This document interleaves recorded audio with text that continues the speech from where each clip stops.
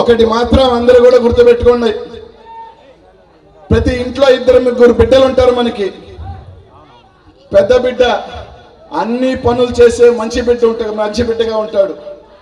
ఒక బిడ్డ సోదాలాగా తిరుగుతుంటాడు, పని పాట లేకుండా. కానీ ఆ తల్లిదండ్రులకి 2 బిడ్డలు సమానమే. మంచిగా చేస్తుంటే హఫీజ్ మీ పెద్ద బిడ్డ అనుకొని దీవించండి. అదే పొరపాటులో తప్పు చేసుంటే మీ చిన్న బిడ్డగా దీవించండి. మాత్రం శపించొద్దు, ఓటు వేయకుండా మానతని మాత్రం తెలియజెప్తా ఉన్నా. కాబట్టి మంచి మనసుతో దీవించమని, జగనన్నకి కర్నూలులో మంచి మెజార్టీతో గెలిపించమని, పొరపాట్లుంటే సరిదిద్దుకుంటాడు, మళ్ళీ మీకు శాసనసభ్యుడిగా వస్తాడు. కర్నూలులో కొంతమంది మంత్రులు మాట్లాడినారు, కానీ టికెట్లు ఫైనలైజ్ చేసేది ఎవరికి అధికారం లేదు. ఒక్క జగన్మోహన్ రెడ్డి గారికి మాత్రమే ఆ అధికారం ఉంది.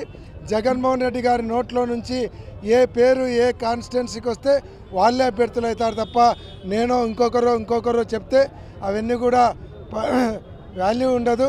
కాబట్టి జగన్మోహన్ రెడ్డి గారు ఆచితూసి అన్ని రకాల సర్వే రిపోర్ట్లు తీసుకొని ఎవరు గెలవగలిగే క్యాండిడేట్లు ఉన్నారనేది ఆయన నిర్ణయిస్తారు. కాబట్టి అందరం కూడా ఆయన నిర్ణయానికి కట్టుబడి ఉందాం.